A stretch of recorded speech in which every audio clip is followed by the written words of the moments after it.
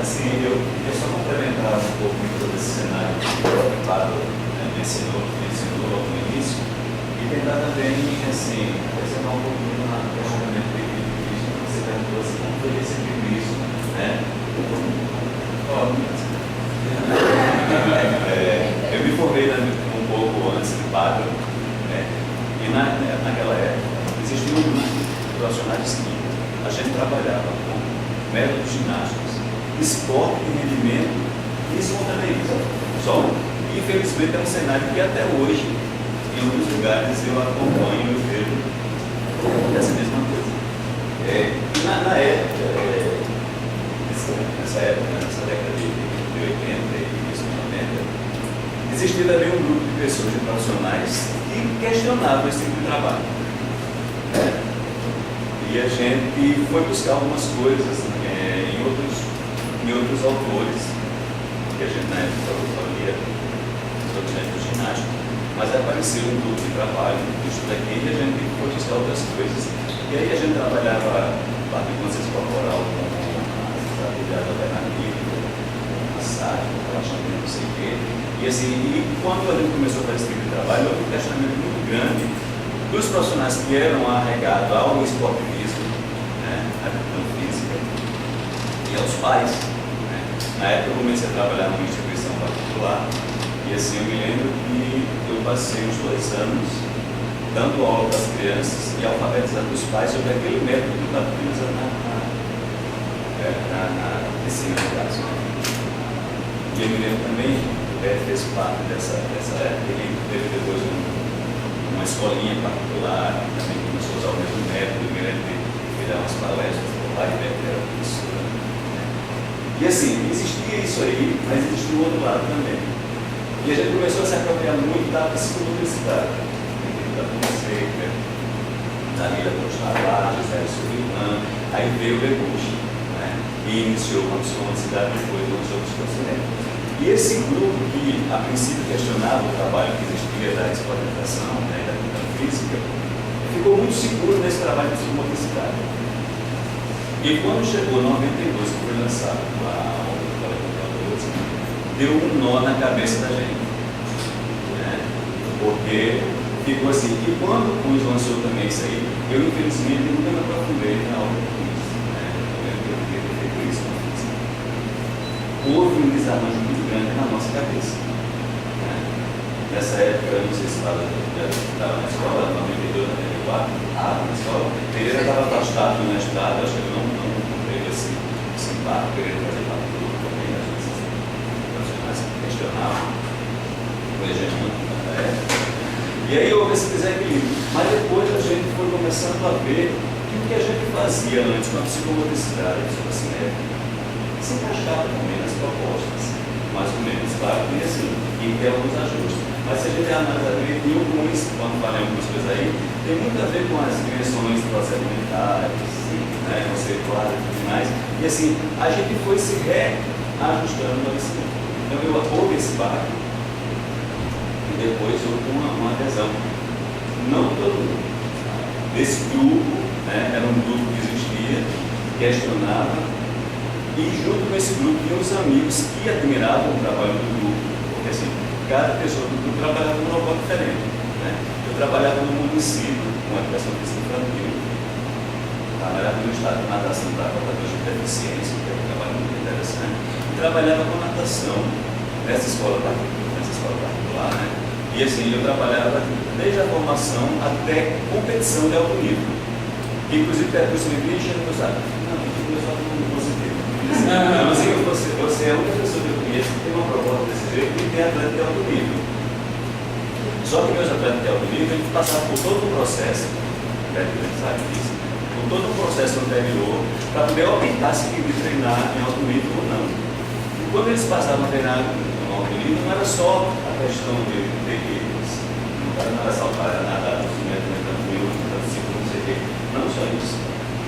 Tinha todo um trabalho de consciência corporal, a gente trabalhava com relaxamento nesse corpo, trabalhava com alongamento junto com ele, eu me juntava com Osana, e a Osana dava aula de alongamento para os atletas de natação. Então, todo assim. E aí, assim, se organizou. Hoje em dia, quem continua na sala de aula, acho que da minha turma, as meninas acho que eram quase todas. E assim, eu continuo dando aula, eu estava de aula ainda no ensino médio, e hoje em dia meus atletas especificam tudo. Tem todo esse trabalho de consciência corporal, um trabalho de musical, que eles estão fazendo, o que eles estão fazendo. E outra coisa, hoje em dia eu já quase não tenho trabalho. Eles fazem quase tudo que eu tenho na minha. Agora mesmo no quarto primeiro já apareceu muito fazer isso. Eles vão montar trabalhos onde entra luta, música, interpretação, esporte, e tudo pesquisado por eles e eles passam para as pessoas. Então assim, eu acho que houve uma evolução que foi da reorganização desse grupo de pessoas que queriam, assim, que acreditavam na educação física mais humana. Isso é o que chama de transcender limites. Porque na verdade esse questionamento da gente, eu terminei 72.2, né? E assim, quando eu comecei a dar aula, eu tinha que dar aula porque eu sabia, porque eu tinha visto, né? E o que eu tinha visto? Os métodos ginásticos. Né? Tem mais. Ou então espontaneísmo, não sei se vocês também já ouviram falar na questão do fundo construtivismo, apareceu o construtivismo junto com o Piaget, né? Porque a gente ia buscar tudo isso aí. E normalmente a pessoa transformava o construtivismo em espontaneísmo, trocava as coisas lá e ninguém era aquilo que queria, que até hoje não existe. Quando eu digo que isso passa por mim. E aí foi isso, quer dizer, houve essa né? Assim, eu questionava muito quando terminei o curso, o que é que eu tinha que dar aqueles movimentos técnicos, pegar o braço para mim e fazer, entendeu? O que é que eu pude fazer um curso superior para dar uma aula daquele tipo, se conhecer da atleta de ginástica olímpica, eu pude dar aula do mesmo jeito. E aí foi quando a gente, né, descobriu uma pessoa, que não sei se vocês conheceram, o Finado Gerson Claro, e assim, ele foi girando nas coisas, mostrando para que existem outras possibilidades. Né? E eu assim, me sinto assim, extremamente orgulhoso da razão que eu tenho, porque eu descobri que a educação física não era só nadar 100 metros, nem 52 segundos. E até hoje eu não isso aí.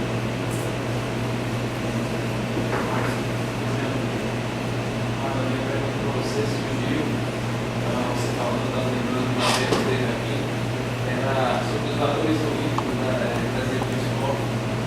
E o professor ele estava tentando mostrar que os valores que são fortes no esporte pelo Comitê Olímpico, eles não são valores que surgem do esporte, até eles são fortes, mas não tem o esporte como fonte desses valores. E para defender isso, ele vai trabalhar em cima do conceito de esporte. Então ele prende-se em cima do conceito de esporte e vai mostrando que no processo de história do esporte ele tudo está relacionado a esses valores. Seria a defesa dela. Inclusive teve uma polêmica lá nesse evento sobre essa defesa dele. Quando você colocou a questão do conceito amplo de esporte, pelo mundo, dava para que ele quebra com esse paradigma do esporte moderno. Ele quebra o paradigma. E nesse caso, pôs um novo sentido. A minha pergunta é, ao atribuir esse novo sentido, não descaracteriza o significado do esporte? E, para que essa resposta aí, seria necessário, então, construir um novo significado para o esporte, ou se manter o esporte com seu significado e prender-se a um novo conceito, como ele próprio aí, inclusive, será que seria o esporte? Prender-se a um novo conceito. A nível prático, por isso que isso é importante, ter isso definido, porque quando você chega na escola, você vai trabalhar algum tempo de esporte, você pergunta o que é esporte, e pedir para ele simplificar, queimada para ele pode ser esporte. Como você falou, uma caminhada, o caminhar é esporte, isso você terminar, meu esporte é caminhar. É caminhada, sei lá. Mas aí é porque não existe, claro, um conceito, um significado para esporte. Talvez em sentido para ele, aqui existe esporte. Então, o que você acha desse ponto de vista? Existe um significado, apenas a título de sentido? Aí que eu vou entrar na minha teoria. Na minha teoria de imaginário radical. Para o mesmo objeto, o sujeito dá sentido diferente, sem ele deixar de ser rapaz do objeto. Isso também nos coloca. E o sentido do esporte, do alto rendimento, ele tem um sentido para quem o faz, da mesma maneira que o esporte, que deverá ser ensinado na escola, ele deverá ter um outro sentido sem deixar de ser esporte. Aí, nesse caso, rapaz, do atletismo, por exemplo. Você está praticando atletismo, o esporte está aí, ele não descarta que você tem que acabar com isso, né? O esporte não. O que você tem que fazer é transpor esse conceito hegemônico, que ele só possa ser praticado naquela mesma forma. Né? Você pode, e quando ele se acaba dizendo o conceito não, a caminhada, a queimada e outros, também pode ser compreendido como esporte, até porque quando você pergunta às pessoas qual é o seu esporte preferido, não, é caminhar, é andar com bicicleta. Mas isso não quer dizer que o conceito de esporte hegemônico seja, rapaz, o conceito, né, rapaz, correto. E ele diz que o conceito de esporte é hegemônico.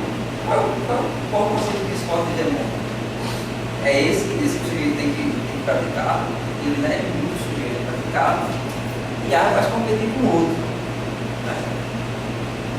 Esse outro esporte não, você, e rapaz, muitas vezes, aí eu converso muito, rapaz, eu penso sobre isso. E na minha tese, quando eu fui, quando ele disse que esse esporte não tem sentido, esporte hegemônico, eu vou dizer que eu contesto ele na minha tese. Eu vou dizer que tem. Ele tem sentido sim, para uma parcela que eu pratico. É evidente que não é esse sentido que a gente quer impor na escola.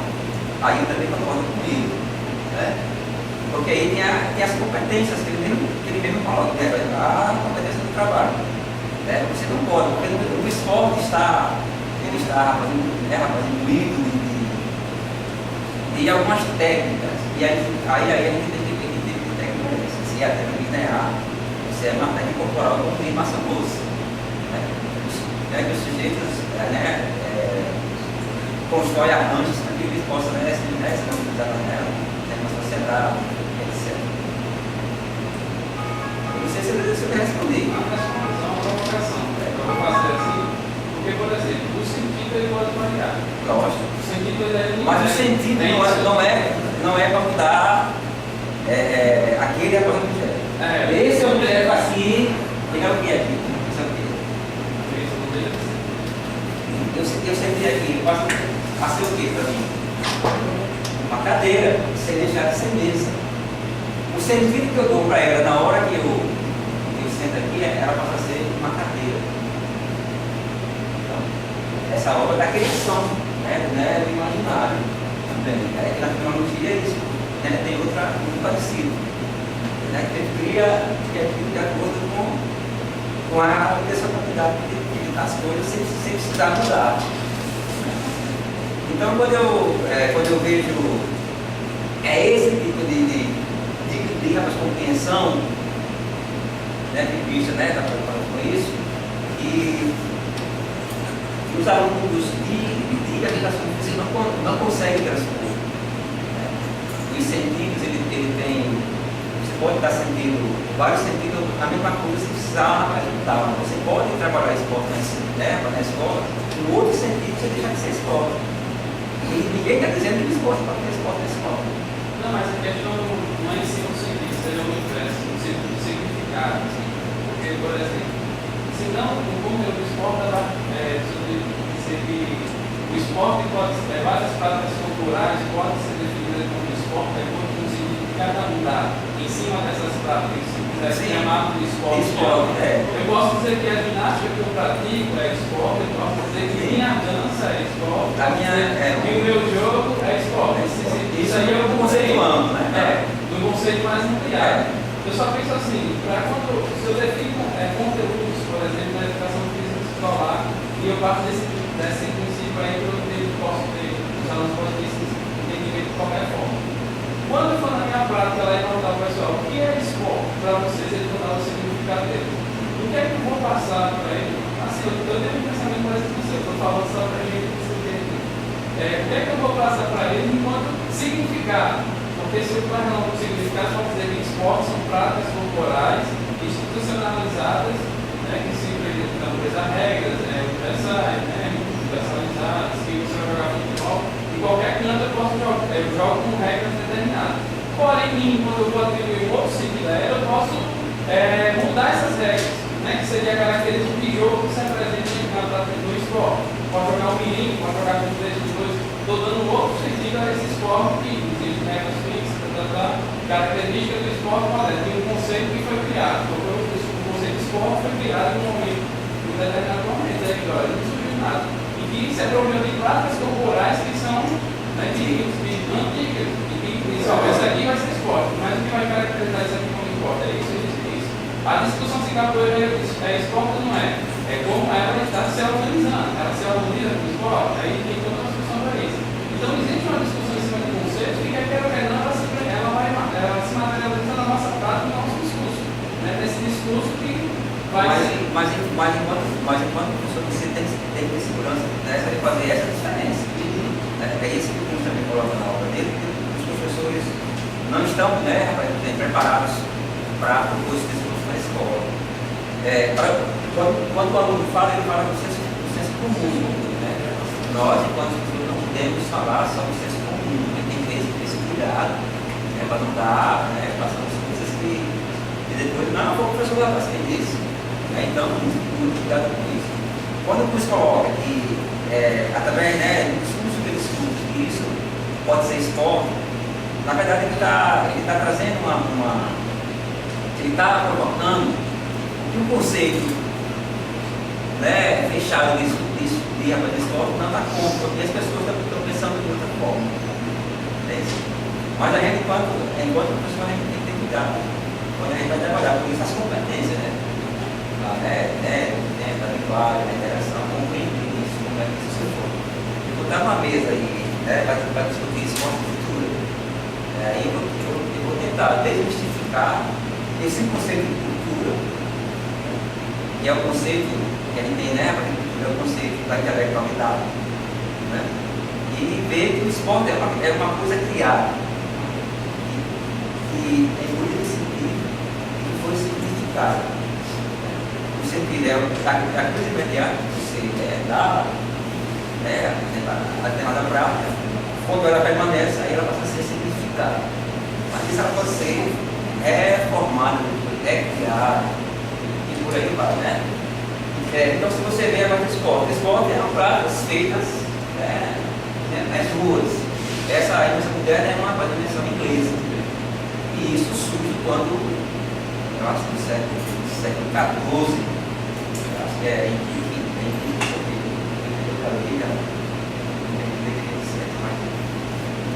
então, o que era um jogo agora de futebol? Era uma cidade contra uma cidade. Passava uma semana jogando, brigava, morria gente, o luto, esporte totalmente violento. O boxe, que era, os caras saíam das facas e para não mudar aquela gente, iam até pegar até morrer. Então, e essas regras do esporte surgem como o conceito de civilidade. Então, o conceito de civilidade. E também tem uma ordem, começa assim com uma ordem também sobre aqueles que participavam do esporte com o processo industrial. Então, traz para o esporte para espaços fechados. O futebol é trazido para os grandes estádios. O turf é feito de forma fechada. O boxe cria-se a partir de times. E aí se estabelece regras. Mas o esporte é criado pela cultura. A cultura esse está parado. Mas isso, em determinado momento, impede que o esporte seja uma prática violenta, determinado esporte.